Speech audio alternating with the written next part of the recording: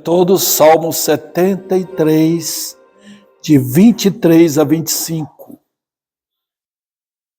Vamos lá, de 23 a 25. Todavia, estou sempre contigo. Tu me seguras pela minha mão direita, tu me guias com teu conselho, e depois me recebes na glória. Quem mais tenho eu no céu? Não há outro em que eu me compraza na terra. Até aqui. Senhor, maravilhosa, grandiosa, infinita, perfeita, poderosa e suficiente nela mesma é a tua palavra. Então, estamos diante de coisas impressionantes. É o Todo-Poderoso falando conosco. Então, que os irmãos que aqui estão sejam realmente fortes em receber esta mensagem nesse texto tão maravilhoso que foi registrado, fixado e abençoado pelo Espírito de Deus. Em nome do Senhor. Amém. Muito bem. Irmãos, eu quero falar sobre grande despertamento. Eu às vezes fico pensando lá em casa, o que eu vou dar para a igreja, né? Nós estamos enfrentando o assunto sobre justiça que o Gessé está dando, é um assunto tão oportuno, né? Mas tem tanta coisa que a igreja precisa aprender, tanto, irmãos. Vocês precisam desenvolver a fé de vocês, porque nós estamos passando por dias maus, dias terríveis, dias de guerra. Então, queridos, mesmo eu sei das lutas que vocês têm, todo mundo tem luta, todo crente. Então, não negligencie o seu Deus, não negligencie a igreja, nunca. Faz esforço para a glória de Deus. Nós fazemos esforço, irmãos, para ir a qualquer lugar, né? Aquilo que nos interessa, nós fazemos esforço. Então, faça o esforço, porque nós estamos passando dias maus. E há perigo que paira sobre o nosso país. Perigos terríveis. De tirar nossas Bíblias, tirar nossos bens, de roubar nossos filhos e fechar as igrejas. Então, vocês não podem brincar. Então, se tem uma oportunidade de estar no culto à noite, esteja, irmãos. Faz esforço. Pastor, eu quero, mas vamos lá, culto de oração, vamos dar sabe, aquele prazer de ajudar, tá? Se eu não posso pregar, o pastor prega, mas eu vou estar ao lado dele, estar lá junto com ele orando, para que Deus salve almas. Nós estamos precisando de um avivamento. Então, a gente pensa, irmãos, que o que nós passamos hoje, esta influência pervertida deste mundo, querendo sangrar nossa fé, querendo pegar nossa mente, nossas emoções, mudar nosso curso nosso curso religioso, nosso padrão de vida cristã. Satanás faz tudo isso hoje. Tudo ele está fazendo. Ele está tentando pegar a gente pelo pescoço e apertar e dizer: vocês vão soltar, vão aceitar o que nós cremos ou não? Então nós passamos dias assim. Então, queridos irmãos, o que eu trago agora nesse salmo é mostrando para vocês o que vocês passam aqui. Santos de Deus passaram muito tempo atrás. Deixa eu pôr isso aqui para não ficar com isso na mão. Muitos anos atrás, como o caso de Asaf. Quem escreveu esse Salmo 73 não foi Davi, foi Asaf. Quem era Asaf? Asaf era um dos músicos. No Velho Testamento tinha os levitas, né? Hoje eles querem até colocar levita. Eu sou levita. Não tem isso mais não, irmãos.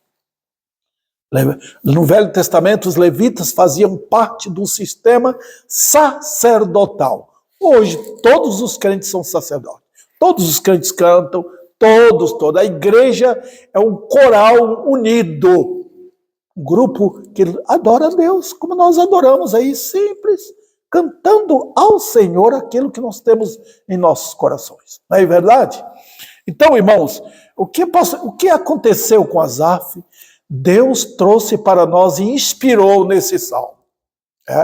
Esse salmo aqui, irmãos, deve ser para nós igual o Salmo 23, tá?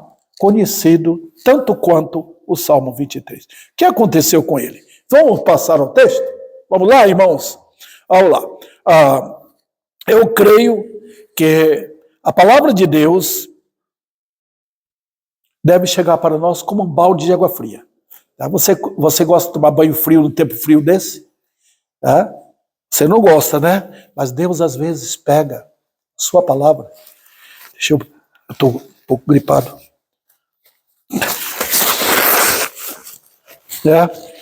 E não é gripado, é a sinusite que me ataca. E eu vejo, irmãos, Deus está apagando, não é apagando, desculpa usar essa expressão, essa palavra. Deus está acordando a gente com a palavra. Eu estou pregando, então prego no YouTube, prego no Zap, no WhatsApp, prego no Facebook, prego na página da igreja. Eu quero que a palavra de Deus acorde o povo, tanto o crente como o incrédulo. Acordar. Porque o mundo, nós estamos nas 3 horas da madrugada, aquele horário de maior sono, né? Que 3 horas da manhã, 4 horas da manhã, aquele horário que pesa o sono, que você está sonhando. Né? Nós não podemos viver de sonho, nós temos que pisar os pés no chão. Mas na linguagem bíblica, é exatamente isso que nós estamos passando. Os dias mais perigosos estamos passando. Então, a mensagem de Deus vem acordar, vem dar aquele beliscão, acorde. E às vezes Deus... Eu me lembro uma vez, eu era jovem, na casa do pastor José Raste, eu estava dormindo no beliche, na parte superior do beliche, né? E eu queria acordar e não acordei. Deus me deu um empurrão de lá. Eu caí lá embaixo. Não machuquei nada. Mas acorda para você e ler a Bíblia e orar. Né? Precisou daquilo para Deus me acordar.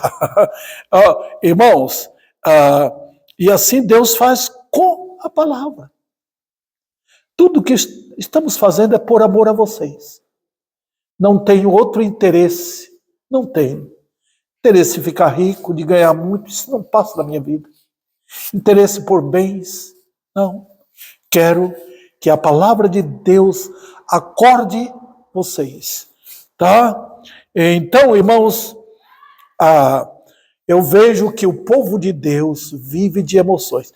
Eu tenho plena certeza que se eu morrer ou sair daqui, os irmãos vão aceitar cultos emocionais aqui dentro da igreja.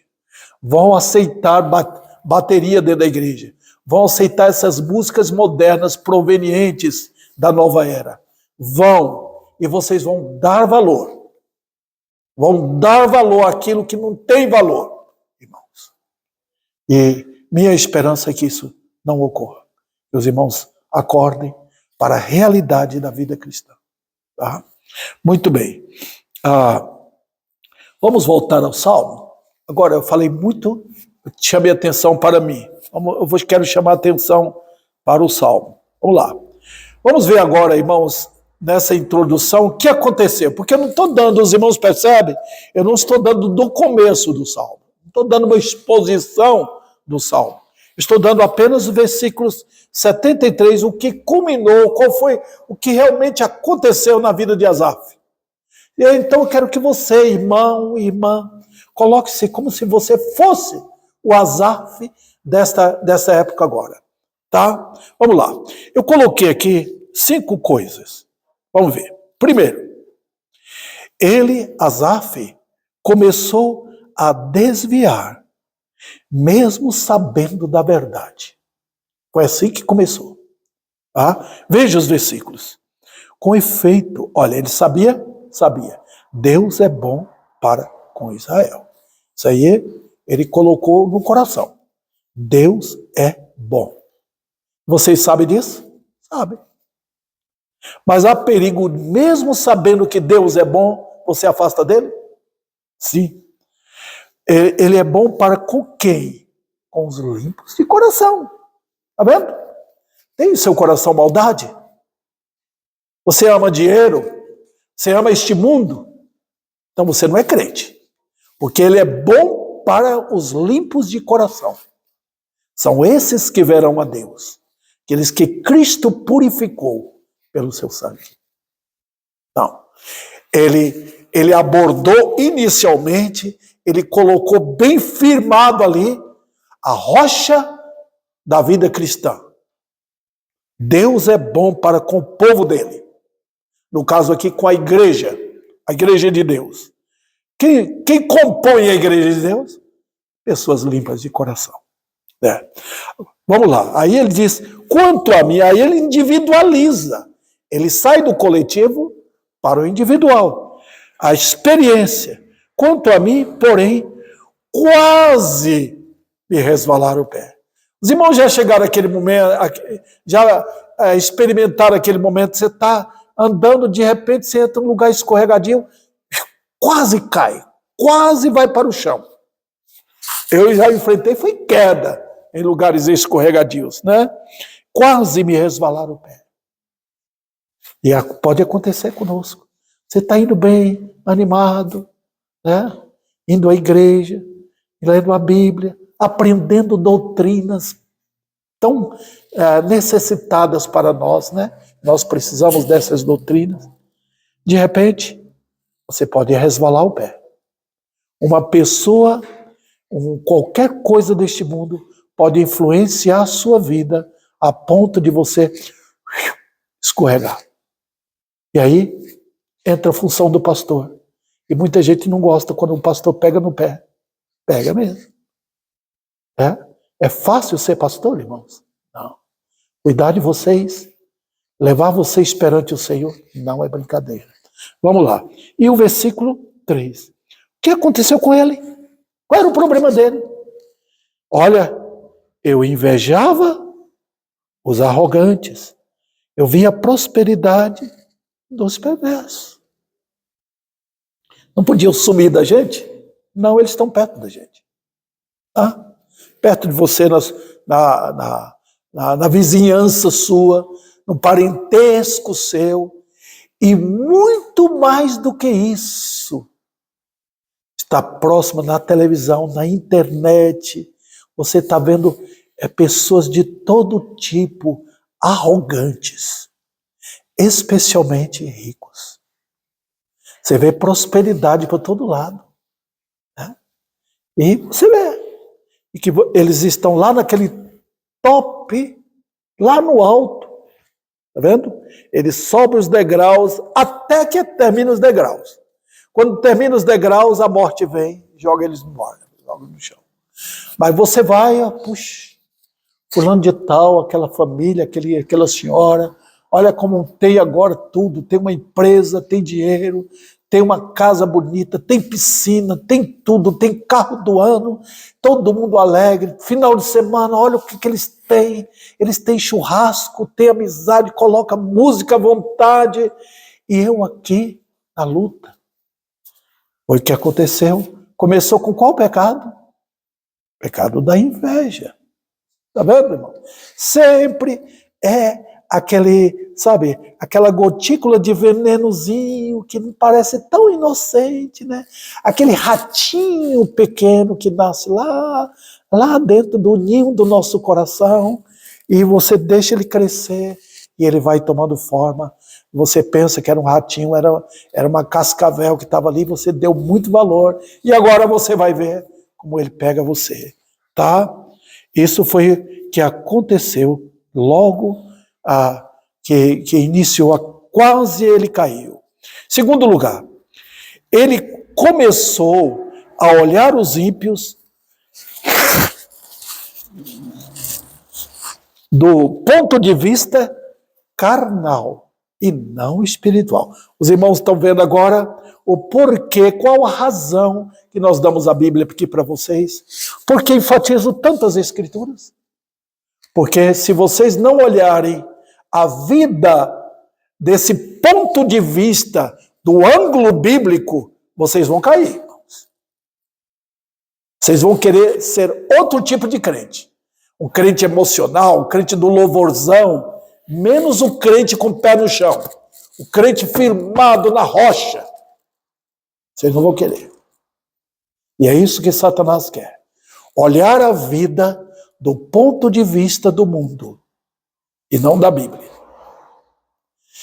Toda a ênfase que eu estou dando aqui pela graça do Senhor, na minha incapacidade limitadíssima, eu reconheço que eu sou, irmãos.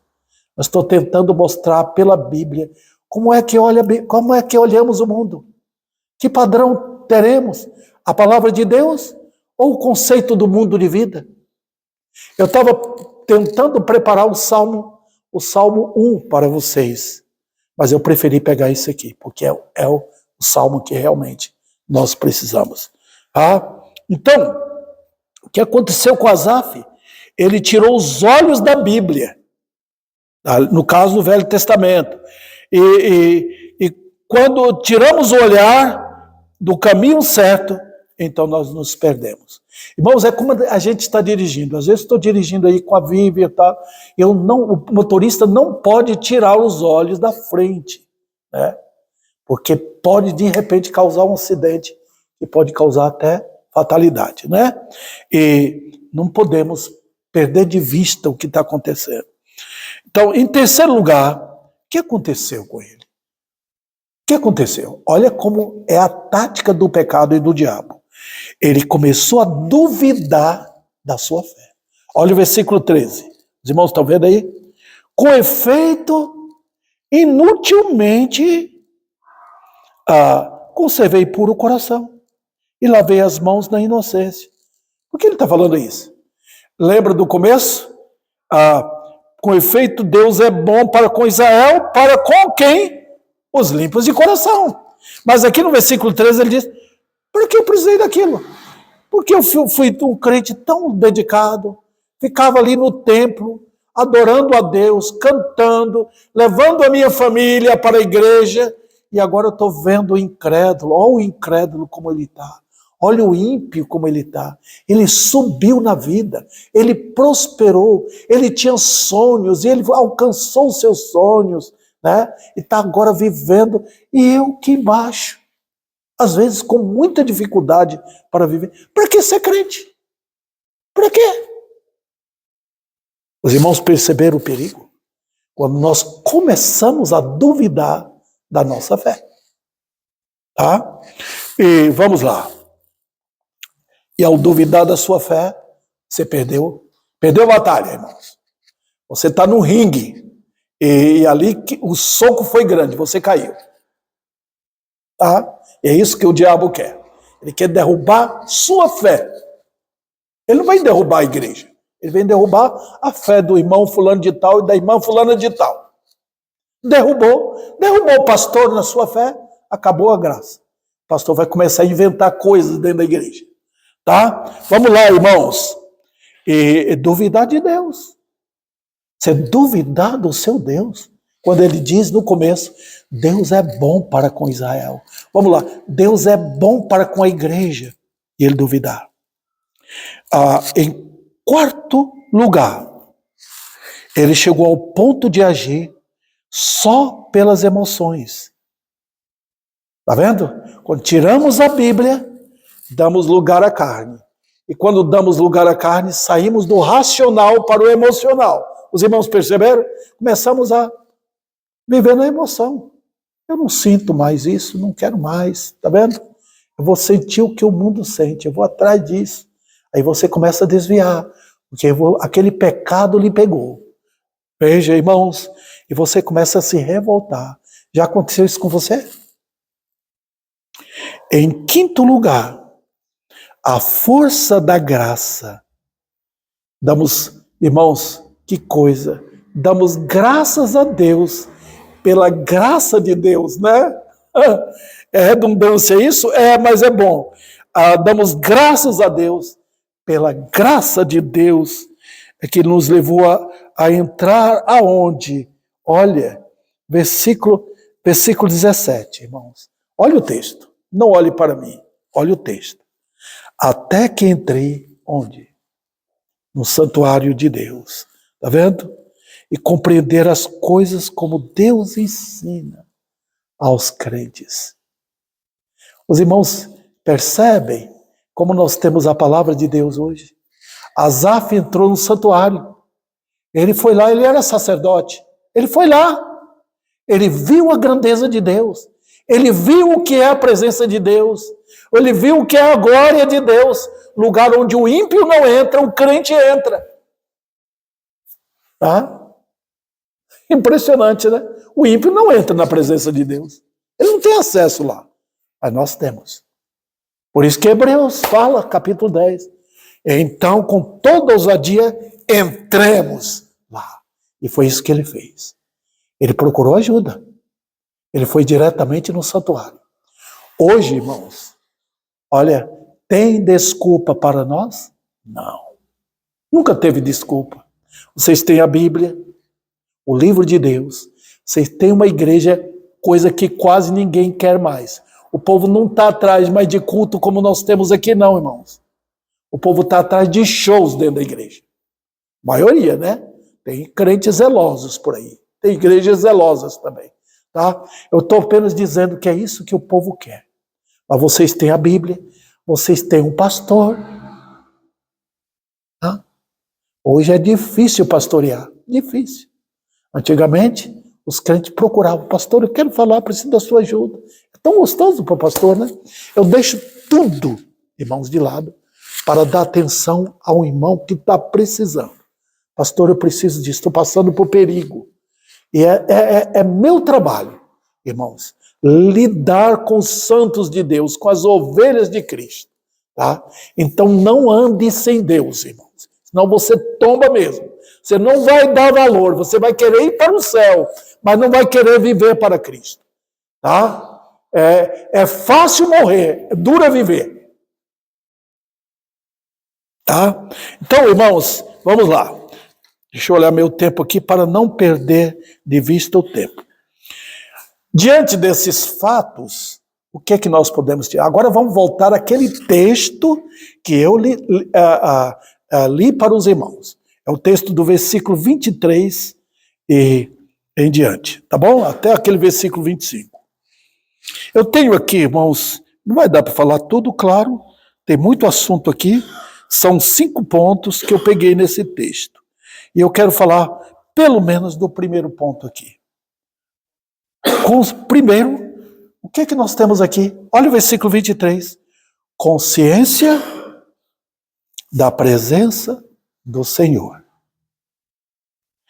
Todavia, estou sempre contigo. Os irmãos perceberam? Será que dá para entender isso? Irmãos, o mundo é caprichosamente um mundo de percepção física.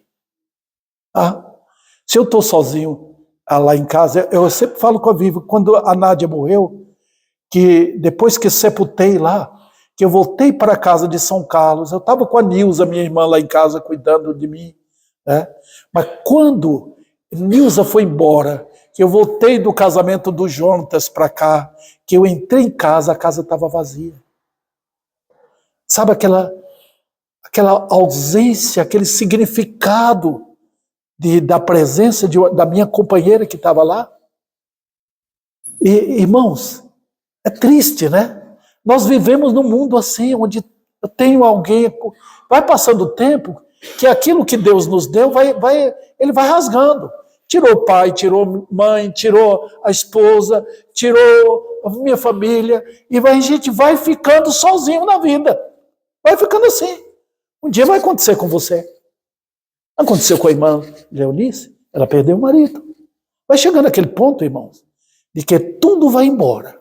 Deus vai rasgando as páginas que Ele escreveu na eternidade para nós, chamado predestinação. Ele vai rasgando tudo até que a gente fica só com Ele. Só com Ele. Tá? E depois entrar na glória. É isso que Asaf experimentou. Tá? Todavia, estou contigo. Que fantástico, irmãos. O que nós aprendemos com isso? De repente, ele percebeu que ele era como uma criança tentando pegar algo que ele não conseguia. Já aconteceu isso com você? né? Uma coisa que nós podemos aprender com criança, irmão, eu aprendo vendo meus netos.